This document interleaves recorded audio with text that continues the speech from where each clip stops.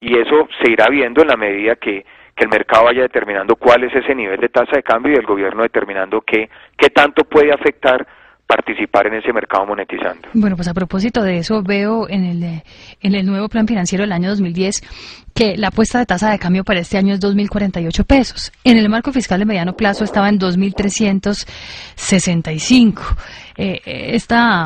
Esta menor perspectiva del precio del dólar se debe precisamente a esos dólares que piensan traer este año.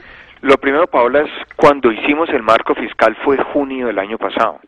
En ese momento todavía, incluso la tasa de cambio estaba en niveles importantes, por encima de los 2.300 como promedio en el primer semestre del año pasado.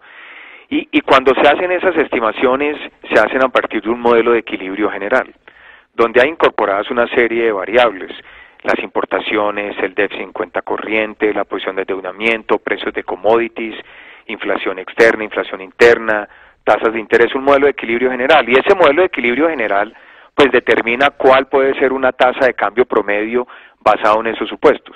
Pero eso no quiere decir que necesariamente eso ocurra en la realidad. De hecho, es muy difícil predecir cuál va a ser el nivel efectivo de la tasa de cambio. Entonces, lo que nos daba en ese momento el modelo de equilibrio general en junio del año pasado, con las variables que se tenían, con el comportamiento proyectado de la economía, mostraba esa tasa de cambio de 2.350, que fue con la que incluso se elaboró el presupuesto.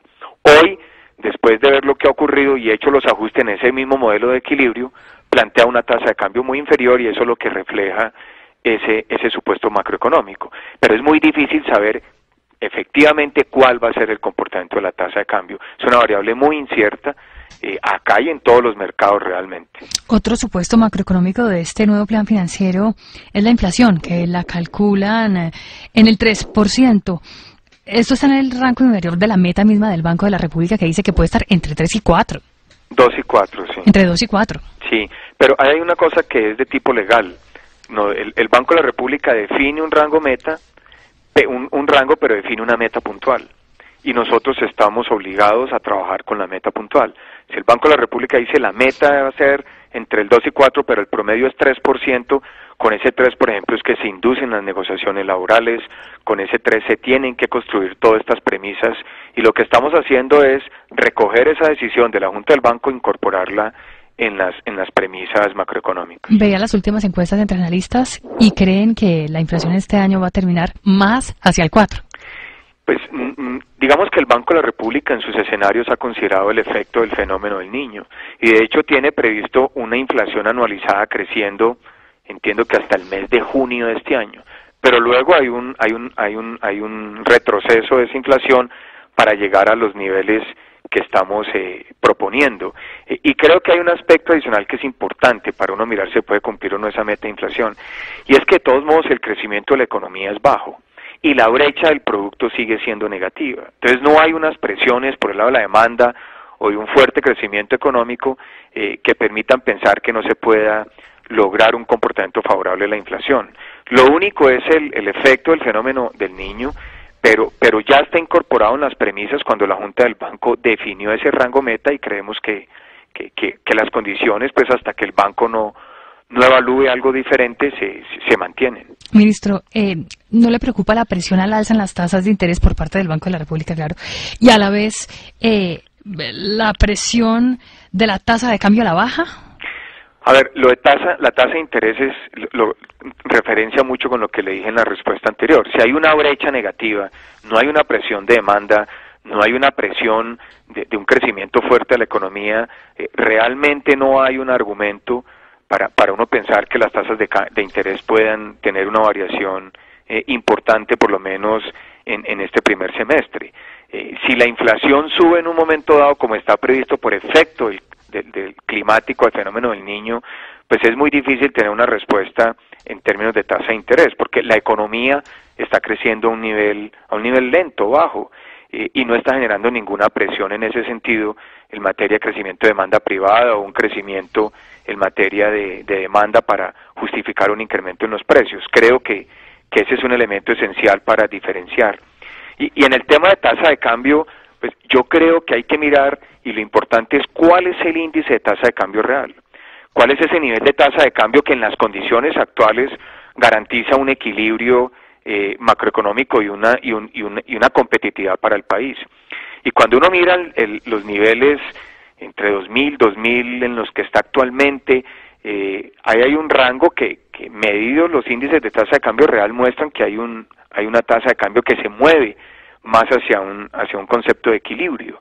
Y es muy importante tener en cuenta que la razón de eso es que la economía también ha tenido un proceso de reducción de costos importante.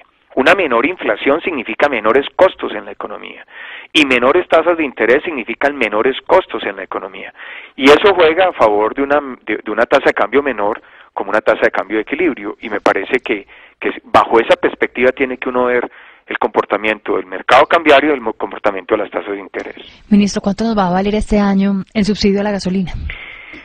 Pues, Paola, no puede ser más de lo que tenemos acumulado en el Fondo de Estabilización de Precios. Nosotros acumulamos el año pasado una cifra de 1.1 billones, y ese es el recurso que tendríamos para atender el componente del subsidio. Es muy importante no alejarse de esa senda, y por eso hemos tenido que hacer aumentos, uno el año pasado, y este año también hubo que hacer otro a principios de año. Las cifras fiscales y el avance en materia fiscal implica que no es posible, con cargo a fondos del Gobierno Nacional Central, subsidiar los precios de los combustibles. Eso creemos que es una página que ya pasamos. Nos costó muchísimo el año pasado. El año pasado giramos casi 5 billones del presupuesto para poder pagar las deudas que generaron los subsidios del año 2008. Luego, lo que tenemos es lo que se había ahorrado en el fondo, y por eso hay que tener un manejo muy adecuado para que ese fondo dure lo máximo posible dentro de una senda de precios que consulte pues la realidad de los mercados externos. Pero lo más seguro es que se sigan incrementando los precios. Pues digamos que hoy el panorama con precios del petróleo, como se ha visto en los últimos días y en el inicio de este año, es esa. Y eso significaría en un momento dado que hay que estar revisando el tema de los precios de la gasolina y de la CPM, y ese será un motivo de discusión pues permanente cada mes, como siempre lo es al interior del gobierno. Ministro, déficit del Gobierno Nacional Central, 4.1%. Es el año 2009. El año 2009. ¿Para este año? 4.5. ¿Le preocupa? No, yo creo que ahí hay una certeza para los mercados porque habíamos proyectado 4.3. El hecho de pasar de 4.3 a 4.5 fundamentalmente es porque el PIB nominal fue revisado por el DANE en el tercer trimestre del año pasado, y eso disminuye la base y se mantiene el mismo nivel de déficit en pesos, por lo tanto aumenta de 4.3 a 4.5. No creo que sea una señal que comprometa la sostenibilidad, y por eso el esfuerzo del gobierno, ante una realidad de que tenemos menores ingresos, pues aplacemos, para no deteriorar la posición fiscal que habíamos comprometido en este periodo de transición. Es que 2009 y 2010 son muy difíciles, porque son los 2 años donde se materializa el efecto del choque externo, y son los 2 años que tenemos que tener más capacidad para resistir en el diseño de la política fiscal sin deteriorar las condiciones de sostenibilidad de mediano plazo. Ministro, es que mientras los ingresos caen de 77 a 74 billones, creo, los gastos, esos 98 billones de pesos de gasto, son casi que inflexibles, la mayoría crecientes, ¿no? Salud, defensa.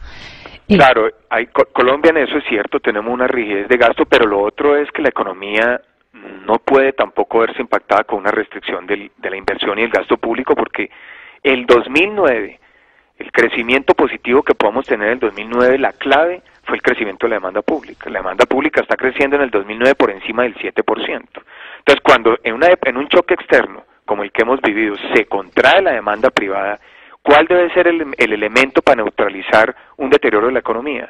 La demanda pública. Y de ahí la importancia del gobierno de tener capacidad de mantener un nivel de gasto financiable sin deteriorar las condiciones de sostenibilidad de la deuda. Y ese es el desafío que tiene el gobierno para decir cuánto es el nivel de déficit que es financiable y no afecta las condiciones financieras del mercado. Pero la economía necesita esa inversión pública para evitar un